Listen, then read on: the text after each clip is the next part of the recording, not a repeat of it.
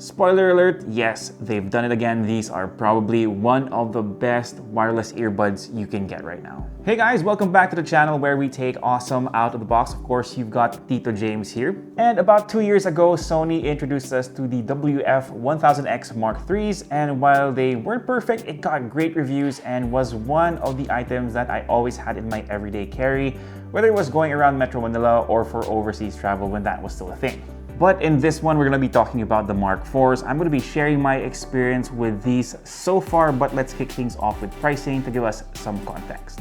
So the SRP for the WF-1000XM4 is $13,999, so this puts this in the same league as AirPods Pro or the Power Beats Pro. So this might not be for you penny pinchers out there. It's going to be a bit of an investment, but I and a lot of people do think that it's worth it.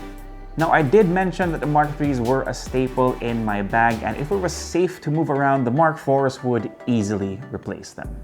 I was shocked that the case is so much smaller now. It's just too bad that I don't have the older ones to give you guys a side-by-side comparison, but I estimate that it's about half the size. So whether you're rocking a backpack, messenger bag, a side bag, or a hip pack, this won't take up a lot of space. I do miss the rose gold accent on the M3s though.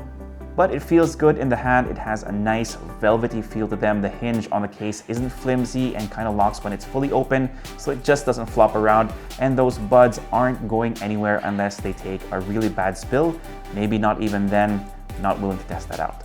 Now, as for the buds themselves, I really like how Sony redesigned these. No more of that pill shape that they had before, so these are less obvious when you're wearing them.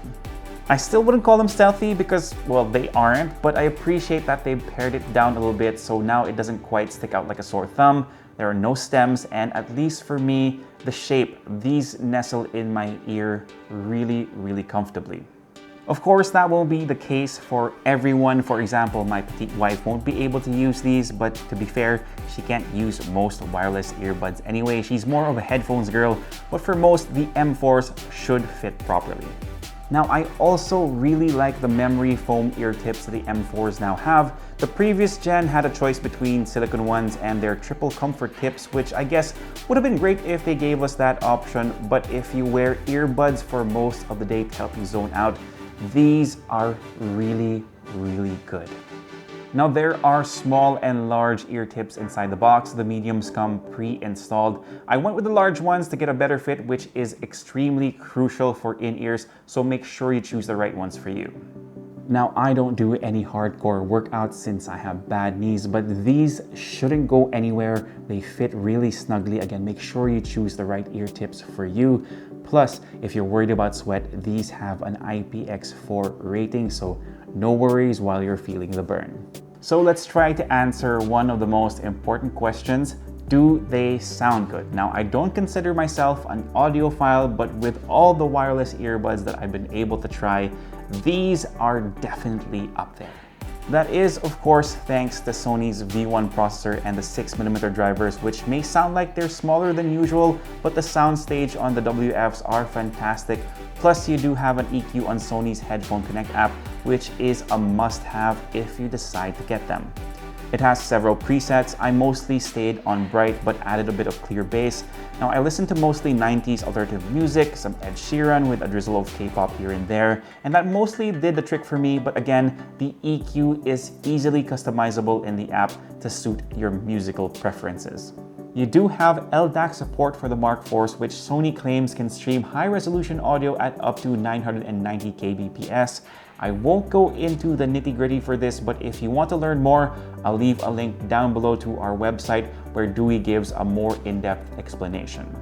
I do recommend checking to see if the device that you're currently using does support LDAC, but there's also DSEE Extreme, just like the previous model, which I would describe as audio upscaling. Now, one thing that Sony is known for is their industry-leading noise canceling. And usually when a brand says that, it's marketing to kind of help hype up a new product, but they do back it up. I really wish I could have tried the M4s while I was traveling to see how it would hold up on a plane. But the old versions, the M3s, never steered me wrong. They've never failed me. So the Mark IVs could definitely help you on that long haul flight, especially if there's a crying baby. I use them while working at home with some lo-fi tunes in the background while shooting B-roll for other videos, doing some everyday household chores, and they really help you tune out if you want to. Now, a good example for this is actually when I was writing out the script for this video. Leia was in another room having her meetings, and this helped me concentrate, and it even minimized the click and clacks on my mechanical keyboard. Now, I also tested these out while I was giving our dog Nimi, who you might have seen in multiple camera samples on this channel. And since you do want to be aware when you're walking around outside, these have adaptive sound control. That means that the buds will be able to adjust the level of noise cancelling and ambient sound it lets in based on your actions and even your location. So when you're just at home in front of the screen, it will turn up the level of ANC, and if you decide to head out, it will automatically let more ambient noise in so you can hear what's going on around you. This is something that we've seen in other devices before, but the implementation here is just really good. Now, Sony has also included a feature called Speak to Chat, which if you have it on, will immediately switch to ambient mode so you can talk to people without having to remove the earbud or, raise your voice. A lot of people have brought this up, but this is a feature that I left off for the most part because if you're the type to sing along to the music you listen to or just even hum along, it will trigger it even if you toggle the sensitivity to its lowest setting. I do see some scenarios where this will be helpful, but since we're just staying at home, I would just rather use the touch controls, and I keep on doing this, but I don't have them on. But speaking of the touch controls, this is a part where I kind of wish Sony made some improvements. While you do have the basics covered of being able to control your music on the right earbud and toggle on ANC and ambient mode on the left, I really wish that there was a way to control the volume on the fly without having to pull out your phone. You can customize how the buds react to taps in the app, but you will have to sacrifice some form of control, and I do think that the default settings are the best combination. Okay, so before I forget, let's talk about call quality because I'm sure some of you are wondering about that. Now, I've been on the receiving end of calls from people testing out the Mark IVs, and I've made calls using the Mark IVs. And these actually have bone conduction sensors to help with your voice clarity. Of course, there's a certain quality that will let you know that people are using earbuds, but these are definitely better than others I've tried in the past. One of the last things that I want to tackle is, of course, battery life. Now, this is advertised to cover you for a full day, 8 hours on the buds themselves and 16 hours with the case. Of course, there are other factors to consider here, but Dewey and I got pretty close to those 8 hours. Now, topping them up from 0 to 100% takes about an hour, but what I like about this is that the case supports wireless charging, so to make sure that I didn't run out of juice, I usually just pop them onto my wireless charger when I'm not using it.